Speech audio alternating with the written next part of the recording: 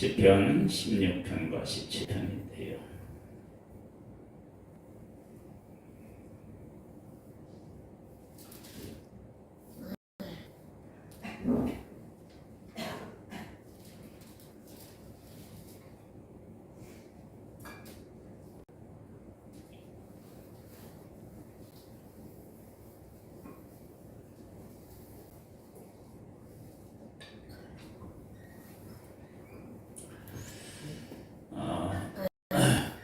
사람이 행복하게 살아가는 사람은 행복을 추구하는 게 아니고요. 현실에 있는 행복을 누리며 살아가는 거예요. 그 가치를 알고 그 가운데서 살아가는 거예요. 그런데 많은 사람들이 행복이 어디에 있다라고 생각하고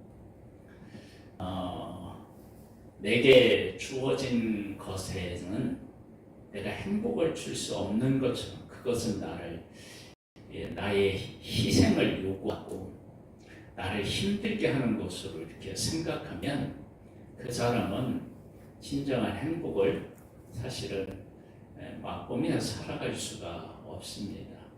그래서 요즘에 젊은 사람들에게서 나타나는 현상 중에 하나가 뭐냐면 내가 결혼을 해서 자식을 낳고 그러는 것을 뭘로 생각하느냐 그러면 자기 희생으로 생각을 해요. 자기 희생.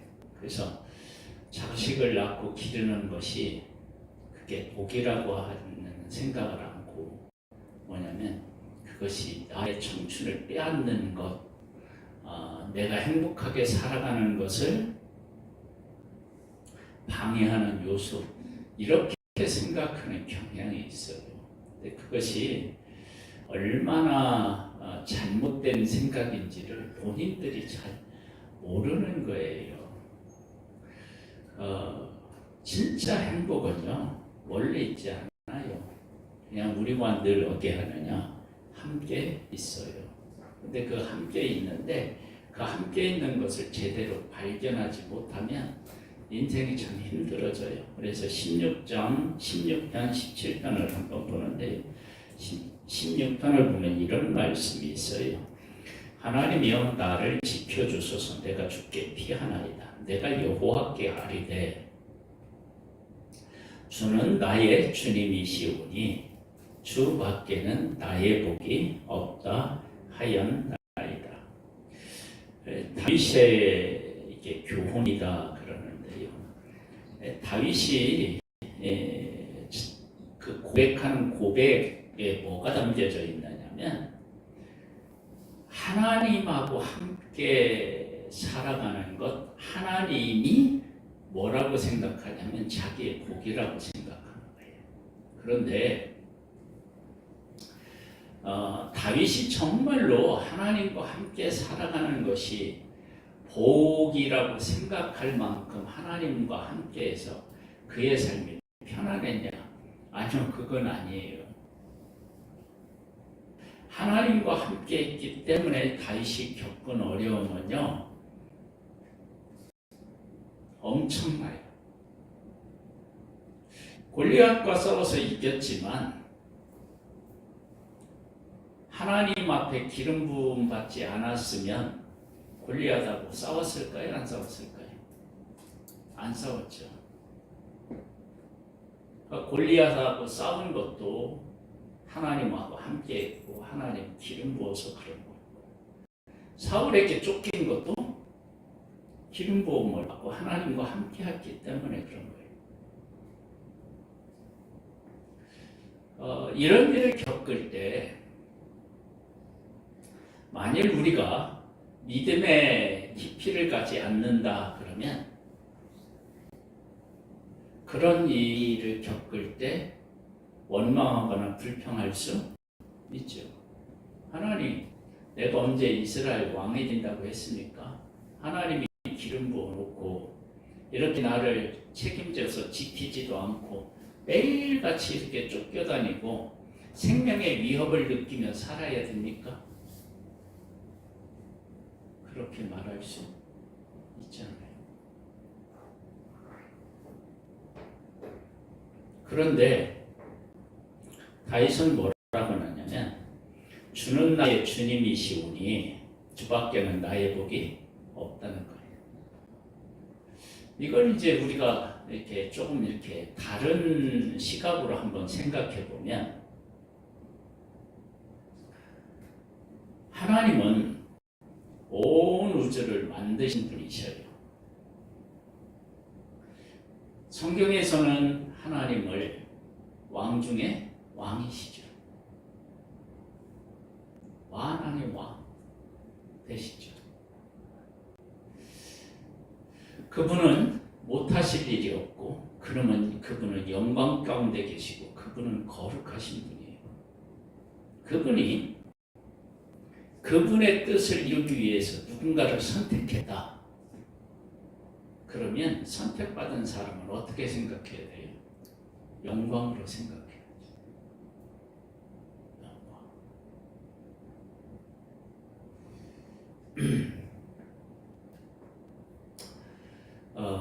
유명해지잖아요. 인기가 높아지면은요. 인기가 없을 때는 어떻게 되냐면 나를 좀 세워주세요. 그렇게 부탁하지만 인기가 있으면 어떻게 되냐면 제발 좀 나와주세요. 그렇게 한다고요.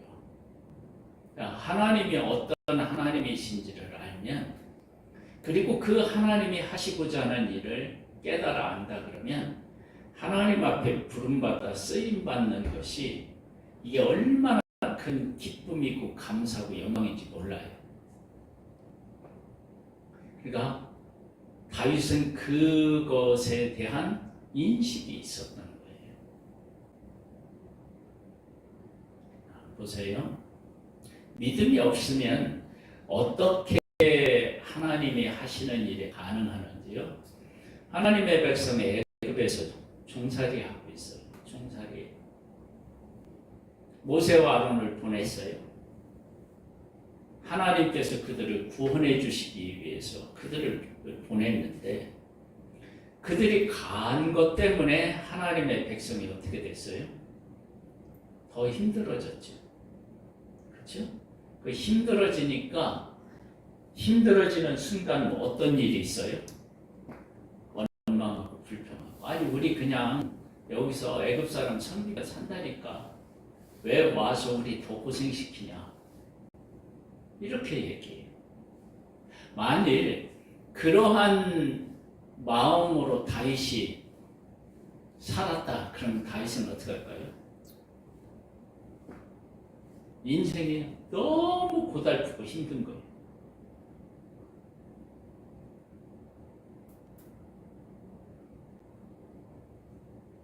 그런데 다윗은 하나님이 나의 복이시라는 거예요. 그래서 그 하나님 때문에 내가 환난을 겪는다? 그럼 그게 어떻게 되냐면 감사해요. 초대교회의 제자들도 십자가 앞에서 다 부인하고 도망갔던 그들이 성령에 의하여서 복음을 바르게 깨닫고 난 후에 뭐라고 고백하냐면 우리를 복음을 전하기에 합당한 사람으로 하나님께서 우리를 불러주시고 써주시는 게 너무 감사하다. 여러분 초대교회 때는요 죽을 수도 있었고 감옥에 갇히는 것도 얼마든지 그런 일들이 있었고 집에 살지 못하고 어떻게 해요? 쫓겨나서 사방으로 막 흩어져야 되는 그러한 그렇게 위험한 때였다고요. 그런데 그들이 뭐라고 하냐면 그런 위험보다는 우리가 하나님 앞에서 살아가는데 하나님 나라를 위해서 예수 그리스도의 십자가의 복음을 위해서 우리가 이렇게 어려움을 겪는다. 그럼 이건 너무 감사한 일이다. 그렇게 고백을 한단 말이에요. 그것은 복음의 가치를 바르게 깨달아 알았기 때문에 나오는 고백이에요. 우리는 보통 어떤가요? 내가 예수님 믿는 것 때문에 힘들어진다. 그러면 그럴 때 나는 어떤 마음을 갖고 어떤 고백을 하나요?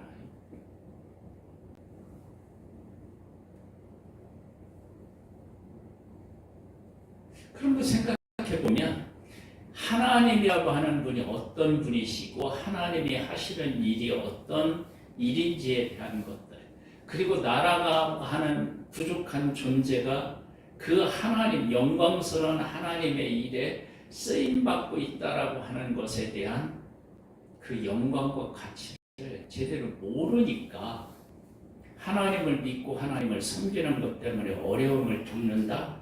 그럼 어떻게 되냐면 원망하고 불평하는 마음이 생기는 거예요. 여기에 보면 주는 나의 주님이시오니 주 밖에는 나의 복이 없다. 나의 복이 없다. 그렇게 고백합니다.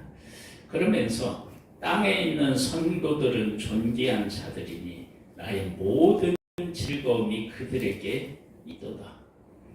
하나님만 귀한 것이 아니라 하나님이 택한 자들도 뭐예요? 귀한 존재다. 그래서 다윗이 하나님의 백성들을 어떻게 생각했을까요?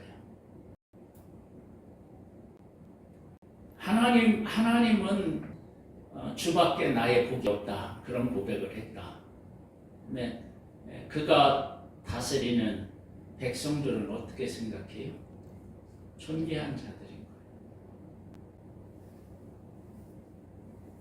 그런 마음이 그에게 있었던 거예요.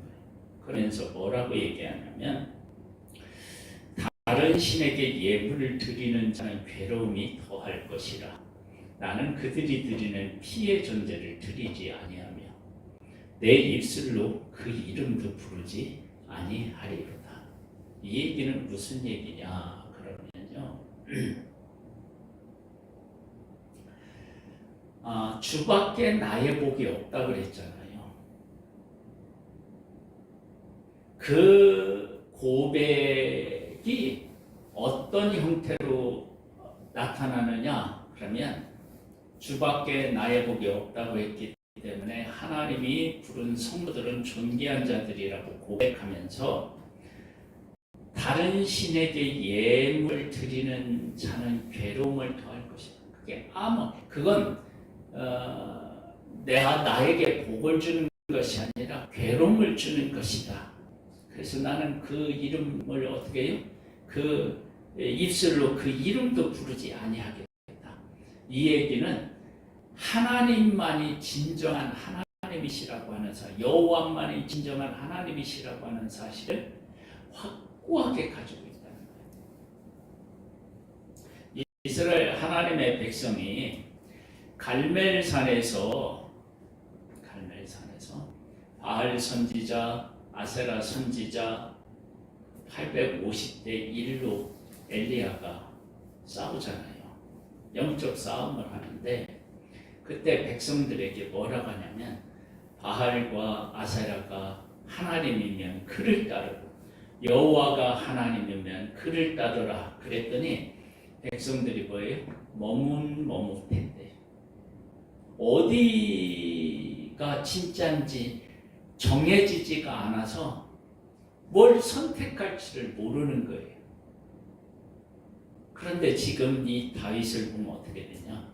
다른 신에게 예물도 드리지 않는다. 드리는 자는 괴로움을 겪게 된다. 나는 입술로도 그 이름조차 어떻게 부르지 않는다. 이렇게 차이가 있는 거예요.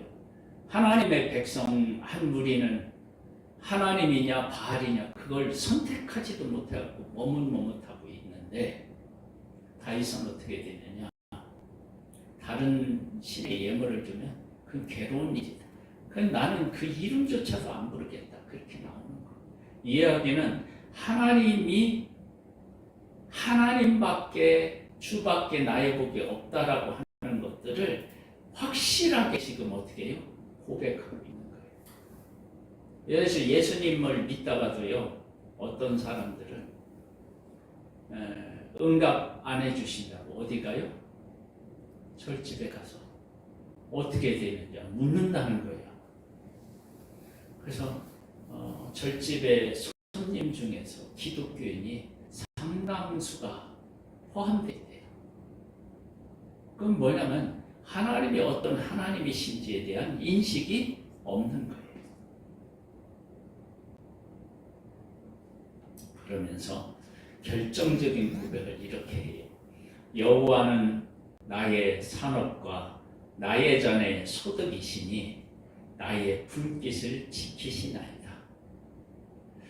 내게 줄로 재어준 구역은 아름다운 곳에 있으며 나의 기업이 실로 아름답도다. 하나님 여호와는 나의 산업과 나의 잔의 소득이시니 나의 분깃을 지키시나이다 그랬거든요.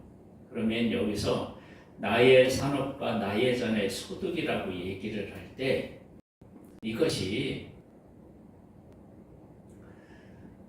인간적으로 보면 이것이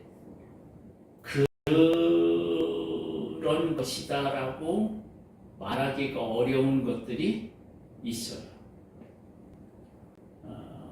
얘기했잖아요. 다윗이 기름 부음을 받았기 때문에 당하는 어려움이 있다고요. 이런 어려움은 요셉에게서 찾아볼 수 있고 모세에게서 찾아볼까 하나님의 사람 모든 사람에게서 다 찾아볼 수 있습니다.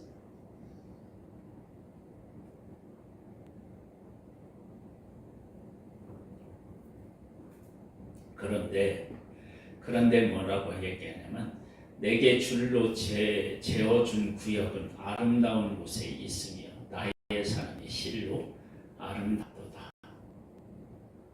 그걸 아름답다고 얘기하는 거예요. 근데 사실은 아름답다고 말하기가 어려운 부분이 있다고요. 그런데 하나님께서 나를 불러서 나를 통해서 하실 일을 생각해 보면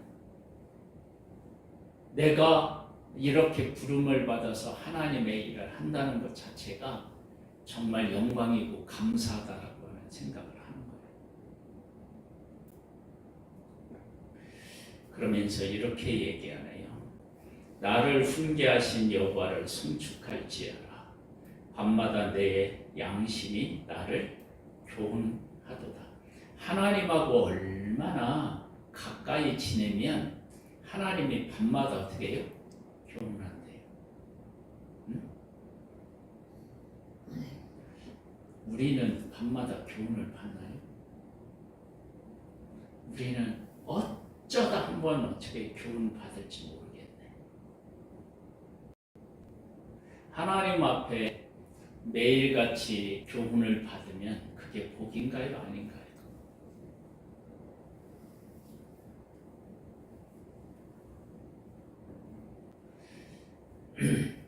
사실은 하나님이 오셔서 매일같이 나를 교훈하시면 사실은 힘들죠. 그런데 하나님 왜 나를 교훈하시는지를 알면 어떻게 돼요? 그러면 그게 감사가 되는 거죠. 내가 여호와를 항상 내 앞에 모시며 그가 나의 오른쪽에 계심으로 내가 흔들리지 아니하리로다.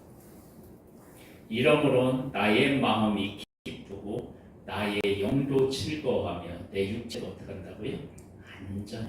안전히 살리니 이는 주께서 내 영혼을 스울에 버리지 아니하시며 주의 거룩한 자를 멸망시키지 않으실 것임이니이다. 주께서 생명의 길을 내게 보이시리니 주의 앞에는 충만한 기쁨이 있고 주의 오른쪽에는 영원한 즐거움이 있나이다. 진정한 그 기쁨과 즐거움은 어디에 있어요? 하나님 안에 있는 거예요. 그런데 죄인인 우리가 하나님의 이 일을 함께 한다라고 하는 것은 반드시 뭐가 있느냐? 어려움이 있어요. 어려움이 있다고요. 그런데 그 어려움이 있지만 하나님께서 보여주신 그 길을 가면 이 세상에 없는 기쁨과 즐거움을 어떻게 해요? 맛보게 됩니다. 그래서 다윗은 나의 복은 뭐밖에 없어요? 주님밖에 없다고 고백하는 것입니다. 우리가 하나님 앞에서 이러한 것들을 깨달아 알고 고백한다.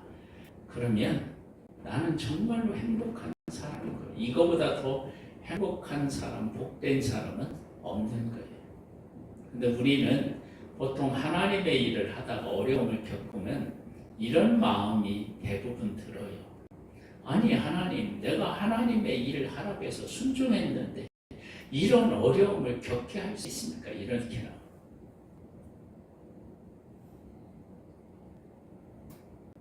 그러니까 하나님이 나라고 하는 부족하고 연약한 존재를 선택하셔서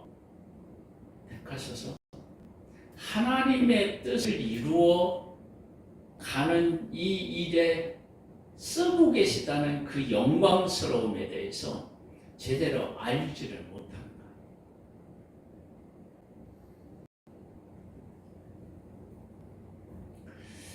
거예요. 우리 안에 주님밖에 나의 복이 없다고 그렇게 고백하는 그런 복된 하나님의 사람이 되기를 주님의 이름으로 축복합니다. 할렐루야.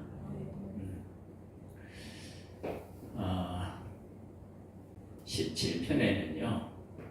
여호와여 의의 호소를 들으소서 나의 울부짖음에 주의하소서 거짓되이 아니한 입술에서 나오는 나의 기도에 귀를 기울이소서. 하나님 앞에 기도해요. 기도하는데 여호와여 의의 호소를 들으소서 나의 울부짖음에 주의하소서 거짓되지 아니한 입술에서 나오는 나의 기도에 귀를 기울이소서. 욥이라고 하는 사람이 하루아침에 모든 것을 다 잃어요. 모든 것을 다 잃었을 때 하나님을 원망하지 않고 하나님을 찾아요. 그러면서 하나님 앞에 부르짖어요. 그리고 유혹에 어떻게 해요? 넘어가지 않아요.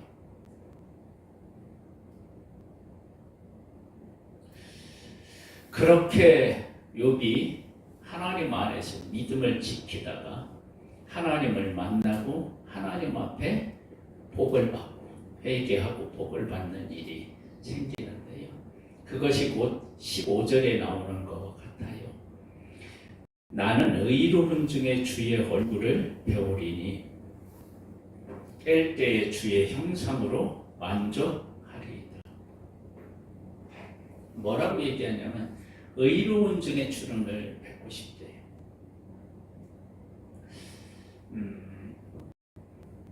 유튜브에 별의별 영상들이 다 올라오잖아요. 그 올라온 영상 중에 이런 영상이 올라왔었어요. 뭐냐면 이제 그 남편이 출근을 해요. 이제 아내가 이렇게 남편이 이제 그 출근하는 일을 해서 잘 다녀오라고 그렇게 인사를 한 후에 집안 일을 하는 게 아니라 이불 속으로 들어가서 잠을 자요. 출근시키고 나서 그렇게 12시인가 하여간 오후까지인가 이렇게 자. 그리고 또 뭐 챙겨 먹던가 전화번호로 통화한다는 건가 어쩌고 저쩌고 하다가 이제 그 남편이 퇴근할 때쯤 되면 집안일을 하는 것처럼 막 땀 흘리는 것처럼 이제 그렇게 하고 나면 이제 남편은 아내가 하루 종일 이렇게 집안 하느라고 수고했나 보다. 그리고 이제 남편이 그걸 빼가지고 이렇게 자기가 또 청소도 하고 막 그래요.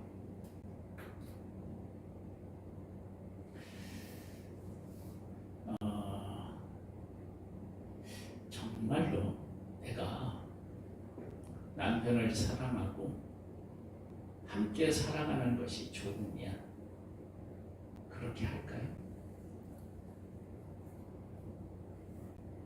그러진 않겠죠. 수고하는 것에 대한 감사가 있고, 그리고 자기도 남편이 수고하는 것처럼 어떻게 해요?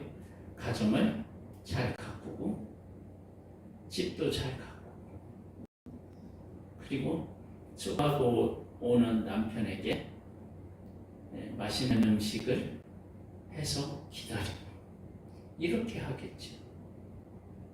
그것을 고생이라고 생각하지 않겠죠. 그러니까 우리가 하나님 안에서 살아가는 것도 마찬가지예요.